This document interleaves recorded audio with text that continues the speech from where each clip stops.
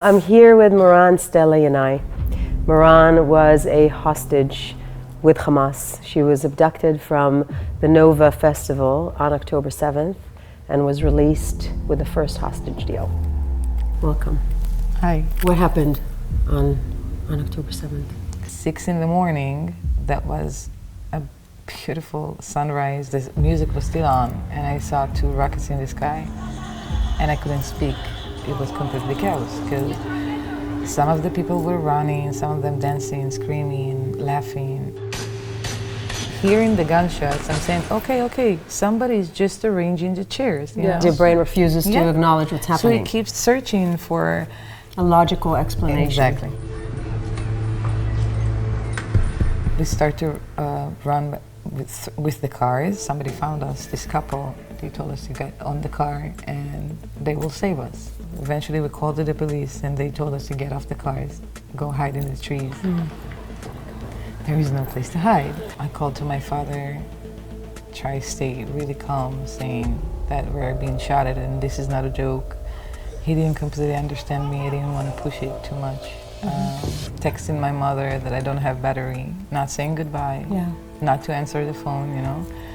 We found ourselves in a tree hiding for 40 minutes and cleaning on another, one on another. Everybody's like, you can see them shivering, you can see the hairs standing, you know. At that point, we start to hear screams in Arabic come towards us. I was really thought that I'm hiding. And then I realized that we are completely exposed. And then it took them 1 minute to find us and celebrate it and scream Allahu Akbar, and all of my friends managed to run away and I pretended to be an Arab.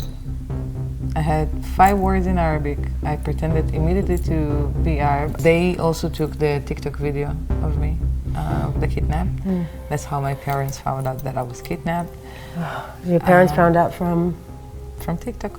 They found it on TikTok and they saw you getting kidnapped. Yeah, at being caught, not knowing what they decided to do with me.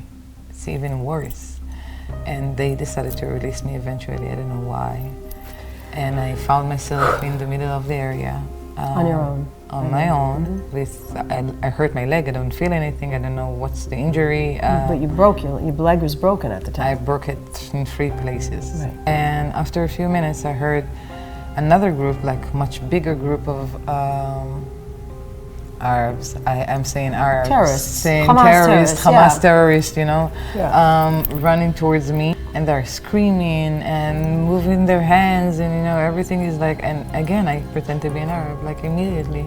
And they decided to release me again. Second time? Yeah. It's incredible. And I decided to scream. And I screamed really loud. And then the wrong group heard me. And that's it. They're running towards me. They found me. They pulled me from that tree.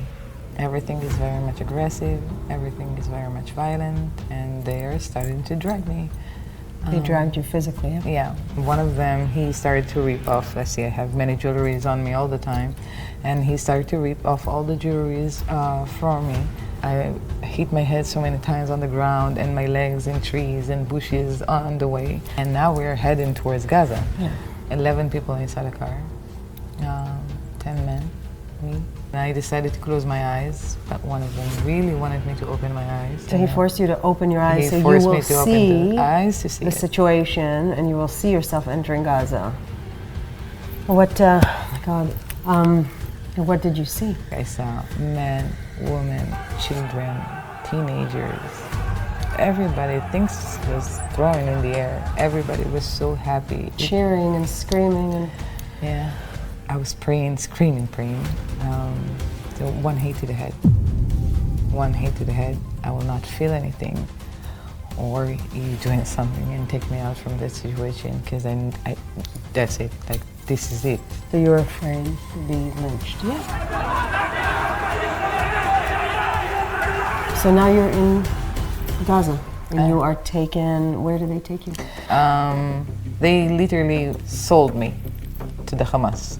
They presented me as a big trophy, and that's it. It's like free life. You're in Gaza. Welcome.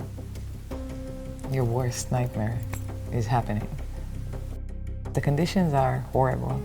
We don't have showers, obviously. We're dirty, infections. I broke my leg in 3 places, which I had to go through a surgery if I had been in Israel, because it was complex fracture.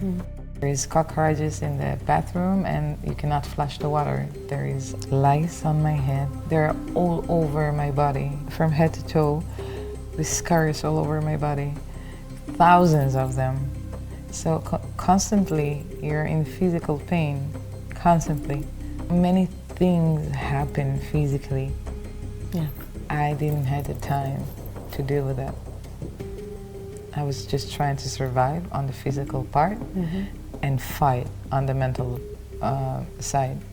Because if I got enough water and enough food, I'm alive, I'm fine. That's how I see it. Like, that's how I have to see it in that moment, you know? You have so many other things to deal with. They are much, much more difficult than physical pain.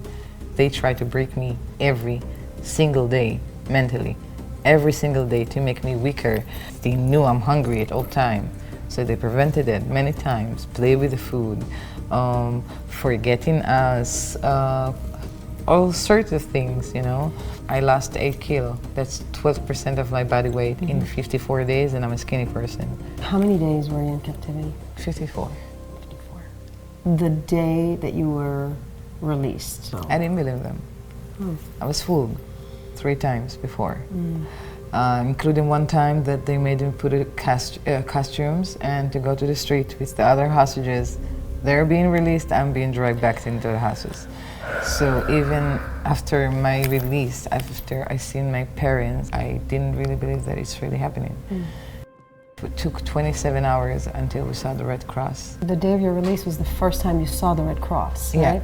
Yeah. So the Red Cross was nowhere to be found. They didn't come to visit us, and I remember that one day I was literally questioning in my head, it's like, why aren't they coming? Like, why are they coming?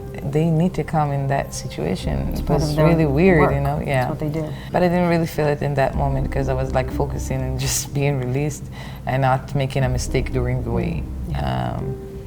Which means that you need to smile at all time and everything is okay.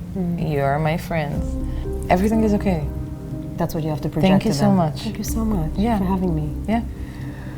What would be your message if you can speak to the international community right now, if you can speak to people's hearts? All they need to do is be kind, really, to one another, accept each other, no judgment. The next time that a pro-Palestinian will come to me, and I already did it, and he will scream at me, I'll listen. And when we'll finish, I'll say, I heard you. Can you hear me now? Okay? That's the only way. Communication is the basic of everything. And above all, I want my brothers and sisters back home.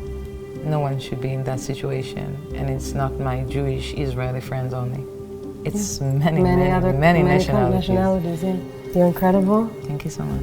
And your energy and your positivity, even after going through what you've been through, is inspiring, and I hope it's contagious for everybody. I hope that somebody will do something with it. And bring them home. Bring them home now.